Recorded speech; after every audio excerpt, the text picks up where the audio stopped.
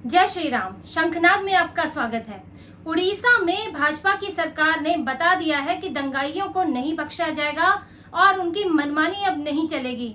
मोहन मांझी की सरकार ने दिखा दिया है कि अब अल्पसंख्यक के नाम पर तुष्टीकरण नहीं होगा और जो भी हिंसा करेगा उसका पूरा इलाज किया जाएगा, जैसे यूपी में योगी सरकार करती है। पूरे यूपी मॉडल को अब उड़ीसा में लागू करने की कोशिश है, क्योंकि दिख गया है कि जिसको सेक्युलर लिबरल गैंग अमन पसंद कहता है उसने अपने ही त्योहार पर दंगे की कोशिश की है। अपने ही त्योहार ईद पर पत्थर, डंडे और बोतलें लेकर निकल गए और लोगों को मारने लगे, घर तोड़ दिए और हिंसा की। जब जिसको बड़ा शांति प्रिय त्योहार कहते हैं वहां उस दिन उन्होंने ये हाल किया। अब सोचिए कि उड़ीसा में क्या स्थिति होगी। और वजह क्या थी? वजह थी कि वहां के कुछ लोगों को ये लगा कि ईद के दिन जो जानवर जिसकी बलि दी गई है वो बकरा नहीं है। हुआ क्या था कि वहां बालासोर के इलाके में नाले में इतना खून मिला कि लोगों को लगा कि ये छोटे जानवर का खून नहीं हो सकता, किसी बड़े जानवर की हत्या की गई है, हो सकता है गाय की हत्या की गई हो। तो लोगों ने विरोध किया, और विरोध करना स्वाभाविक है। गाय पूजनीय है हिंदुओं के लिए, तो वो उसकी हत्या नहीं देख सकते।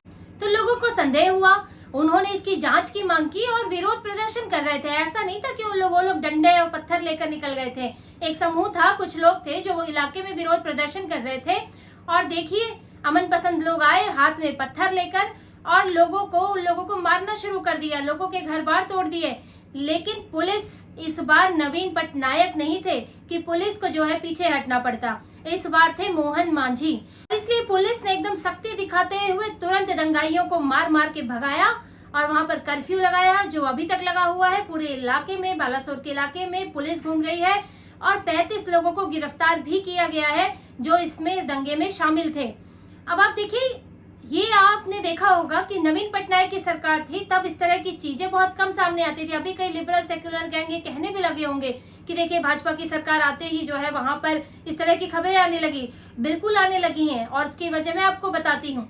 उसकी वजह है कि वहां पर आप हिंदुओं को आवाज मिली है।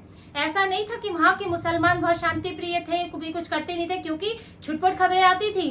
रामनवमी की शोभा यात्रा पर, हनुमान जयंती की शोभा यात्रा पर वहां भी हमले हुए हैं।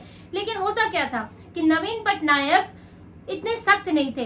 वो एक अच्छे मुख्यमंत्री थे, उन्होंने विकास का काम किया, उड़ीसा को आगे बढ़ाया, इसमें कोई दो राय नहीं है। लेकिन मुसलमानों के उत्पात को लेकर वो बहुत सख्त नहीं थे। तुष्टीकरण वो भी करते थे और उसकी वानगी है कि जगन्नाथ के दरवाजे नहीं खोले गए।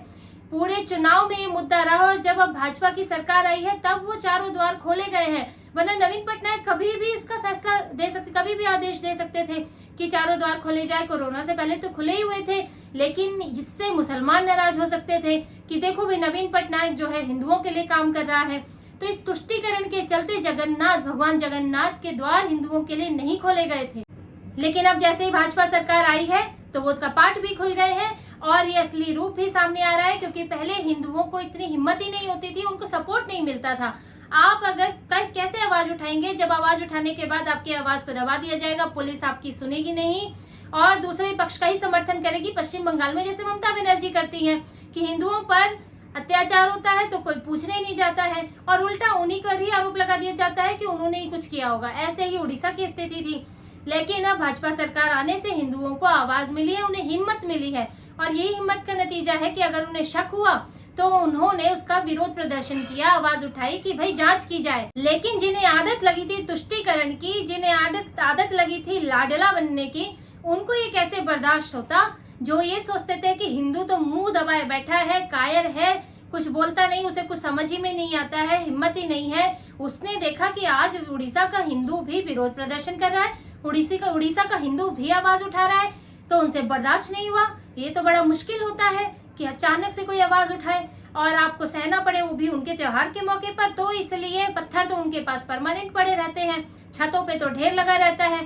पत्थरबाजी करने लगे, इस पत्थर ले आए, डंडे ले आए, कांच की बोतलें ले आए, ये सब जैसे कि ऐसा लगता है कि दंगे का सामान उनके घरों में पड़ा रहता है। हिंदुओं की भीड़ निकलती है। कुछ लोग कभी कभी हिंदू विरोध प्रदर्शन करते हैं, उनकी भीड़ निकलती है, कुछ एक डंडे होते हैं, लेकिन सबके हाथ में पत्थर। लोग क्या अपने घरों में लोग कितने पत्थर जमा करते हैं, लेकिन ये लोग पत्थर, डंडे, बोतलें सब जमा करके रखते हैं ताकि कभी भी इनको तो दंगा करना है और दंगे करने के लिए ये सब चीजें चाहिए, और ये तुरंत उठा लाए और हिंदुओं के साथ वहां मारपीट की। और जिस पर पुलिस ने सख्त कार्रवाई की और तुरंत कर्फ्यू लगाया। तो अब उड़ीसा से देखिए अभी ये और बढ़ेगा, क्योंकि ये लोग को तुष्टीकरण की आदत लगी है। अभी धीरे धीरे जब हिंदू वहां पर थोड़ा सक्रिय होंगे, थोड़ा उनको बल मिलेगा, हिम्मत मिलेगी, तो वो कुछ और चीजें जो ये गलत उनके साथ करते आ रहे थे, जो मनमानी ये करते आ रहे थे, उसके खिलाफ आवाज उठाएंगे। जैसे कि पश्चिम बंगाल में भी भाजपा के बढ़ने से थोड़ी आवाजें उठने लगी। तो जब ये आवाजें उठेंगी तो अभी कुछ और इस तरह की घटनाएं सामने आएंगी और पुलिस को, प्रशासन को और सख्त होना होगा, क्योंकि ये बहुत हल्की चीजों से मानने वाले नहीं है। आपने देखा होगा कि अगर यूपी जैसा सख्त मॉडल नहीं होता है तो कोई नहीं रुकता है। जुम्मे की नमाज के बाद हंगामे शुरू हो जाते हैं। यूपी में भी एक बार हुए थे और योगी आदित्यनाथ ने सबको शांत कर दिया था। अब वही स्थिति उड़ीसा की है। अभी तो और शोभा यात्राएं होंगी, दूसरे त्योहार भी होंगे, तो सावधान रहने की तो जरूरत है ही, और साथ में सख्त होने की भी जरूरत है कि जो तुष्टीकरण की लत लगी पड़ी है इसको खत्म किया जाए। और ये शांति प्रिय का जो तमगा लगा है वो जरा एहसास हो कि ये शांति प्रिय नहीं है।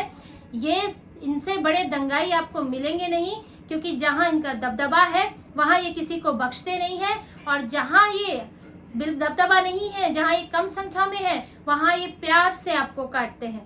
वहां ये दंगा नहीं करेंगे वहां, लेकिन प्यार प्यार से आपसे अपने काम निकलवाएंगे, आपसे अपनी चीजें करवा लेंगे, थोड़ा दबके रहेंगे, लेकिन आपको बेवकूफ बनाते रहेंगे। तो ऐसे में उड़ीसा की सरकार के लिए एक तो ये संदेश है कि ये तो बस शुरुआत है और आगे अभी और तांडव होने वाला है। इसके लिए सरकार को अब और सख्त होना होगा और अपने लिए प्रशासन को और कसना होगा, ताकि ये दंगाई उड़ीसा में और उत्पात ना मचा पाए। तो इसी तरह की खबरें और विश्लेषण आपके लिए लाते रहेंगे। हमसे जुड़े रहिए, प्लीज सब्सक्राइब कीजिए, सहयोग कीजिए। बहुत बहुत धन्यवाद। जय श्री राम।